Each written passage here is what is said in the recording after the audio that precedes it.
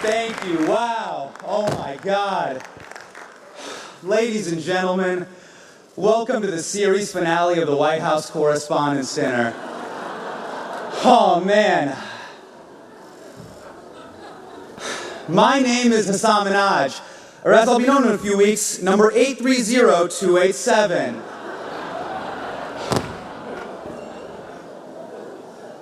Who would have thought, with everything going on in the country right now, that a Muslim would be standing on this stage for the 9th year in a row, baby? We had 8 years of Barack. What's another year? I see you, fam. I see you, Barry.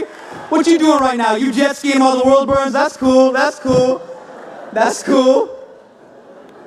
For those of you who don't know me, I am a correspondent on The Daily Show on Comedy Central. Now, I see some of you whispering to each other, what is Comedy Central? It's basically an internship for Netflix. I'd like to thank Jeff Mason and the White House Correspondents Association for having me. I would say it is an honor to be here, but that would be an alternative fact. It is not. No one wanted to do this. So, of course, it lands in the hands of an immigrant. It's how it always goes down. No one wanted this gig. No one. Don Rickles died just so you wouldn't ask him to do this gig, all right? R.I.P. to Don Rickles, the only Donald with skin thick enough to take a joke like that. R.I.P. to the legend. I'm sorry. That's my only Trump joke. I was explicitly told not to go after the administration. I promise you, that's my only Trump joke. You were not told that. Believe me.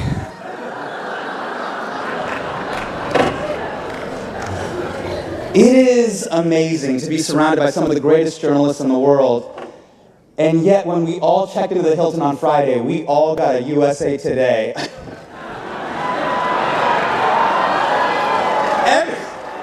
Every time a USA Today slides underneath my door, it's like they're saying, hey, you're not that smart, right?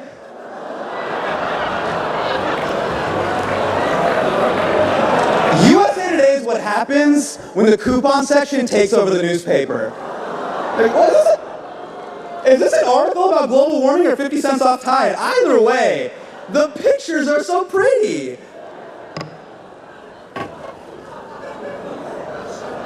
Tonight is about defending the First Amendment and the free press, and I am truly honored to be here, even though all of Hollywood pulled out now that King Joffrey is president and it feels like the Red Wedding in here. For the record, the WHCA is a group of journalists who cover the White House. They are not King Joffrey's goons, so I'm so glad you guys are all here tonight to honor a great American tradition, because we all know this administration loves deleting history faster than Anthony Weiner when he hears footsteps. So thank you for being here. Okay, listen, I get it. We gotta address the elephant that's not in the room. The leader of our country is not here. And that's because he lives in Moscow. It is a very long flight. It'd be hard for Vlad to make it. Vlad can't just make it on a Saturday. It's a Saturday. As for the other guy, I think he's in Pennsylvania because he can't take a joke. Now, for the 9 people watching on C-SPAN, there also was another elephant in the room, but Donald Trump Jr. shot it and cut off its tail.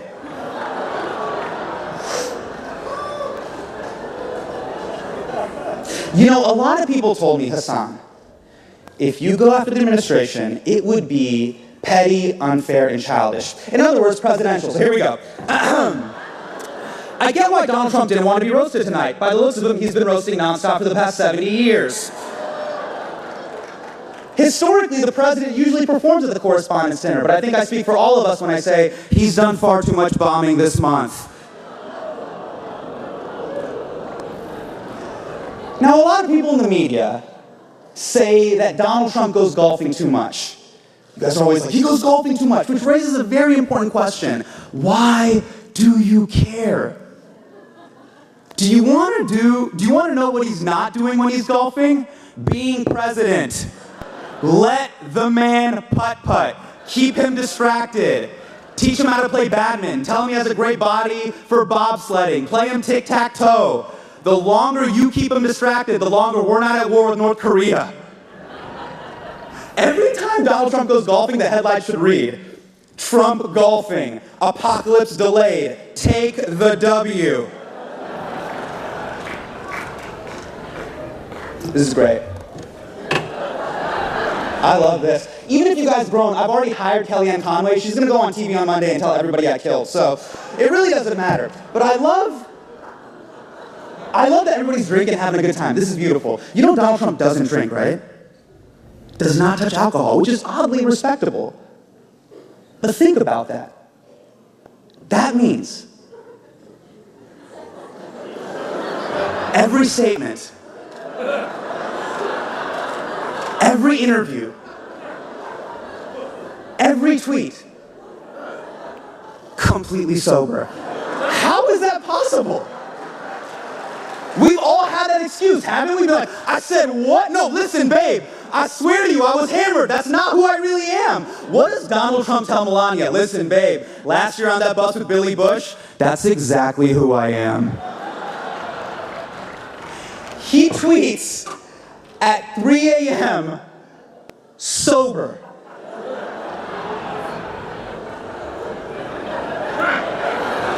Who is tweeting at 3 a.m.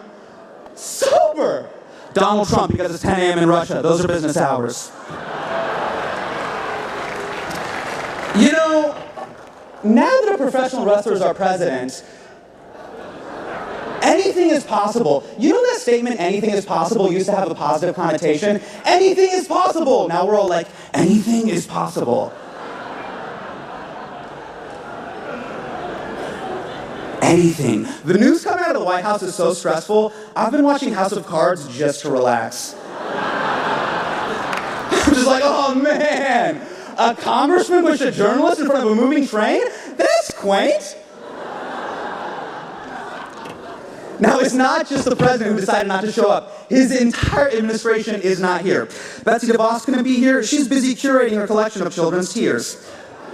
Now, a lot of people think Betsy DeVos is out of touch with working class America, but you listen to me and you listen to me right now, okay? Every morning, Betsy DeVos is up at 5 a.m. putting her children on their flight to school. So don't you tell me she's out of touch, okay? Hey, has anyone seen Rick Perry since he became energy secretary? I have a feeling he's sitting in a room full of plutonium waiting to become Spider-Man. That's just my hunch.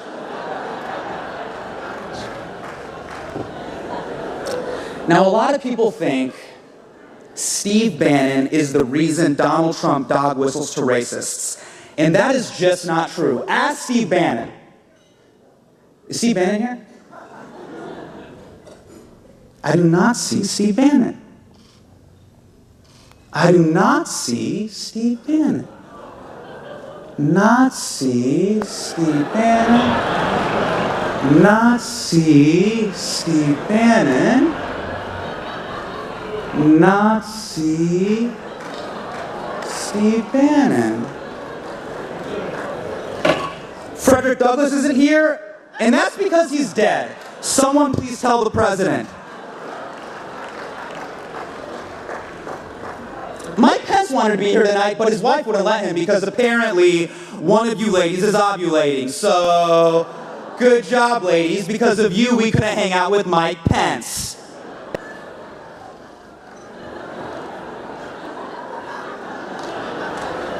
Now, Ivanka Trump isn't here either, and I wish she was. Because if she was here, I would ask her the question that we're all thinking. Why? Why do you support this man? Because I get it. We all love our parents. But we wouldn't endorse them for president. Like, if someone's like, hey, son, should your dad be president of the United States? I'd be like, my dad. Najmi Minhaj?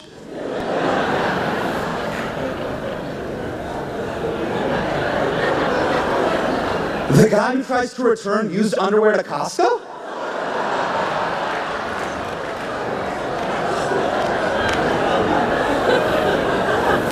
No! Jeff Sessions gonna be here tonight? He was busy doing a pre-Civil War reenactment.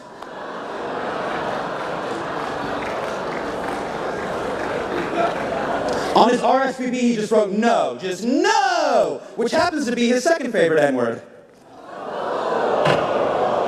You know, even Hillary Clinton couldn't be here tonight. Hillary Clinton, I mean, she could have been here, but I think someone told her that the event was in Wisconsin and Michigan, so. What? What? You guys. You know, Nate Silver told me that joke would kill. Nate Silver told me there was a 74.1% chance of that joke killing. I believed you, Nate. Did you hear that groan, Nate? You can't believe I believed you, man. Okay, enough about House Slytherin. We are here to talk about the truth. It is 2017, and we are living in the golden age of lying. Now's the time to be a liar, and Donald Trump is liar in chief. And remember, you guys are public enemy number one. You are his biggest enemy. Journalists, ISIS, normal length ties. And somehow, you're the bad guys. That's why you gotta keep your foot on the gas, especially with Sean Spicer, who is not here tonight because I think he's at home Googling how to fake his own death. But I love it when you give it to Sean Spicer. Sean Spicer gives press briefings like someone is going through his browser history while he watches. Just panic, like, no, wait, stop it, stop it, stop it, stop shaking your head, stop shaking your head, stop shaking your head. We'll talk about this tomorrow. It is the best. Now, you guys are laughing, but realize Sean Spicer's been doing PR since 1999.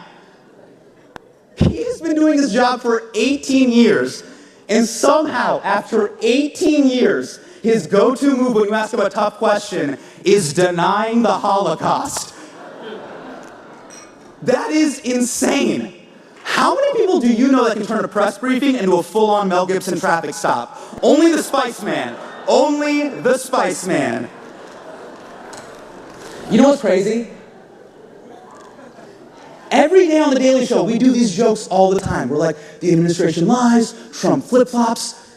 It doesn't matter. His supporters still trust him. It has not stopped his momentum at all. It's almost as if The Daily Show should be on C-SPAN. It has left zero impact.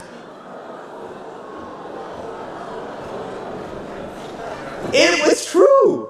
And I realized something. Maybe it's because we're living in this strange time where trust is more important than truth.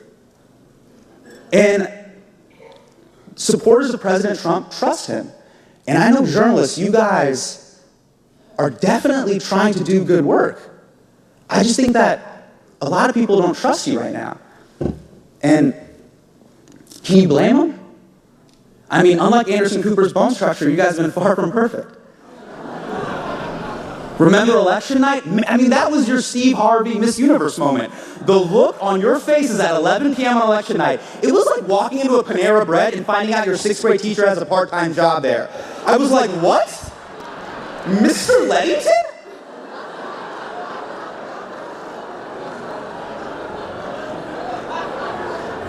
I guess you don't have all the answers. Because it was all fun and games with Obama, right? You were covering an adult who could speak English, and now you're covering President Trump, so you got to take your game to a whole new level. It's like if a bunch of stripper cops had to solve a real-life murder.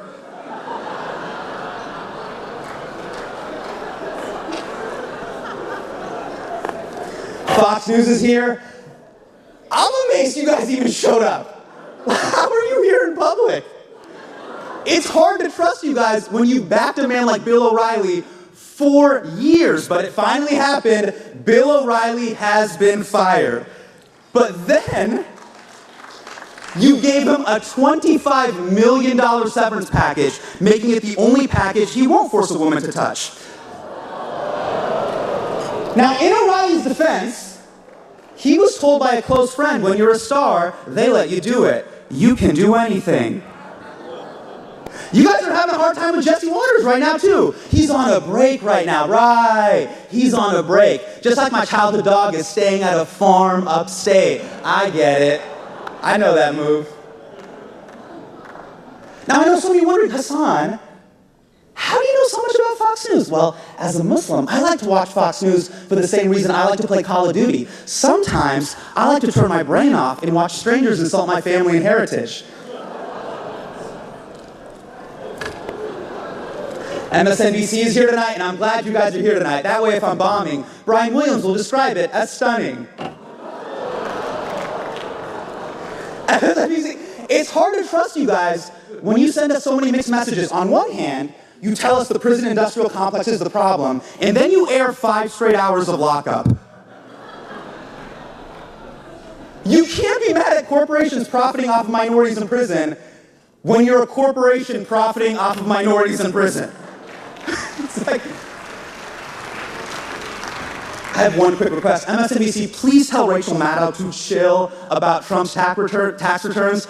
I don't know what you think you'll find in there, but there isn't going to be a line item that just says bribes from Russia. That's not how it works. You're like, oh, I found the 1040 USSR. It doesn't work like that. You're the liberal news outlet. Like, we dress the same. I look like a melanin version of Chris Hayes. I want to root for you guys, but you're turning into conspiracy theorists every night. You're like, the Russians hacked our elections. The Russians hacked our elections. Meanwhile, everybody in Latin America and the Middle East is like, oh, a foreign government tampered with your elections? What is that like? Do tell, MSNBC. Just pump the brakes. We're only on day 100. By the end of the year, you guys are all going to have tinfoil hats and jars of urine all over your desks. Now, I had a lot more MSNBC jokes, but I don't want to just ramble on, otherwise I might get a show on MSNBC. Last but not least, my favorite entertainment channel is in the building tonight. CNN is here, baby. Now, you guys got some really weird trust issues going on with the public. I'm not going to call you fake news, but everything isn't breaking news. Yeah. You can't go to DEFCON 1 just because Sanjay Gupta found a new moisturizer.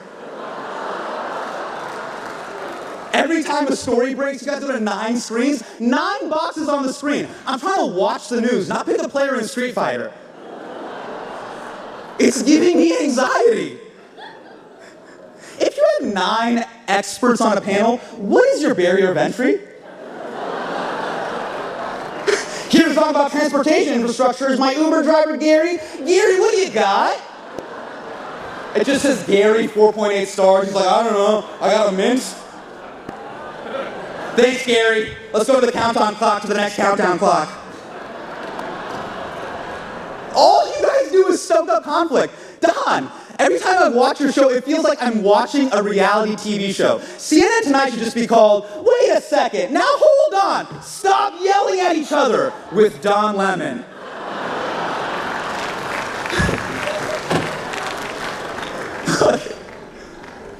You know your news, right? Come on. But every time I watch CNN, it feels like you're assigning me homework. Is Trump a Russian spy? I don't know. You tell me. Tweet us at AC360. No, you tell me. I'm watching the news. But it feels like I'm watching CNN watch the news.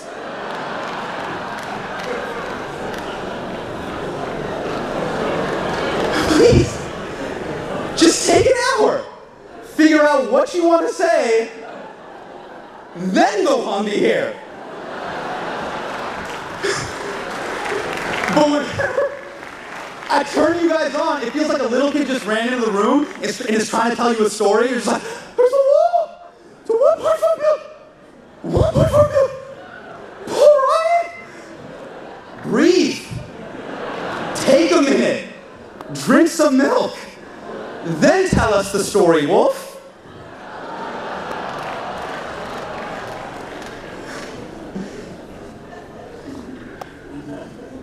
I know I'm busting balls. I don't have a solution on how to win back trust. I don't. But in the age of Trump, I know that you guys have to be more perfect now more than ever. Because you are how the president gets his news. Not from advisors, not from experts, not from intelligence agencies, you guys. So that's why you gotta be on your A game. You gotta be twice as good. You can't make any mistakes. Because when one of you messes up, he blames your entire group. And now you know what it feels like to be a minority.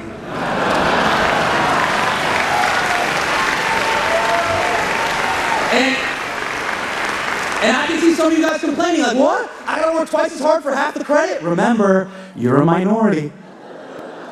You guys got a lot more experience than me, but I got 3 decades of being brown. So if you want to survive the age of Trump, you got to think like a minority. And now that you're a minority, oh man, everyone is going to expect you to be the mouthpiece for the entire group. So I hate to say it, but somewhere right now, all of you are being represented by Geraldo Rivera. See, now that you're a truly minority, there's a distorted version of you out there, you know. Taco Bell for Mexican culture, Panda Express for Chinese culture, Huffington Post for journalism. And then, when you actually manage to do great work, you get hit with the most condescending line in the English language. Hey, you're actually one of the good ones. Then you have to smile and say thank you. Kind of sucks, doesn't it? By the way, you guys aren't really minorities, you guys are super white. But I can see MSNBC being like, we got our minority card. No. But your work is invaluable. And I mean that as a fake journalist. I am rooting for you. We're 100 days in, 1,360 days to go. You guys are running the marathon, and I'm at the half-mile mark giving you tape for your nipples. So I'm wishing you nothing but the best.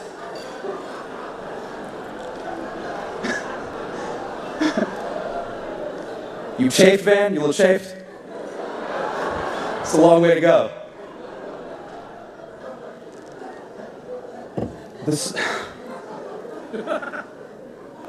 has been one of the strangest events I have ever done in my life. To be honest with you. Like, I feel like I'm a tribute in the Hunger Games. Like, if this goes poorly, Steve Bannon gets to eat me. But I was asked to not roast the president and the administration in their absentia. And I completely understand that. We are in a very strange situation where there's a very combative relationship between the press and the president. But now that you guys are minorities, just for this moment, you might understand the position I was in. And it's the same position a lot of minority kids feel in this country. And it's, you know, do I come up here and just try to fit in and not ruffle any feathers? Or do I say how I really feel? Because this event is about celebrating the First Amendment and free speech. Free speech is the foundation of an open and liberal democracy. From college campuses to the White House. Only in America can a first-generation Indian American Muslim kid get on this stage and make fun of the president.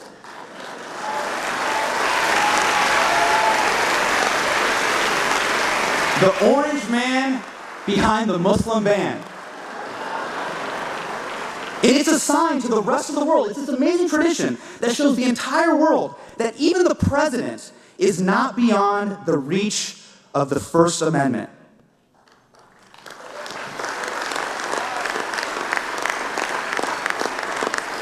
But the president didn't show up.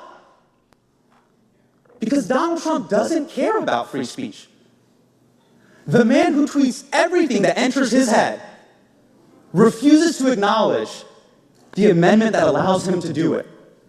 Think about it. It's almost, what is it, 11? It's 11 p.m. right now. In 4 hours, Donald Trump will be tweeting about how bad Nicki Minaj bombed at this dinner. And he'll be doing it completely sober.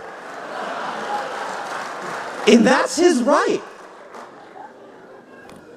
And I'm proud that all of us are here tonight to defend that right, even if the man in the White House never would.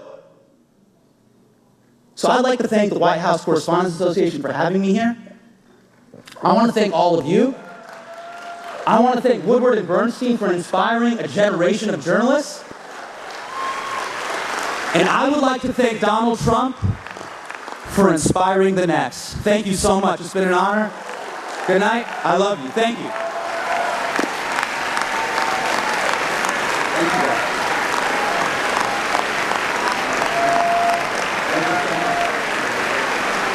Thank you, guys.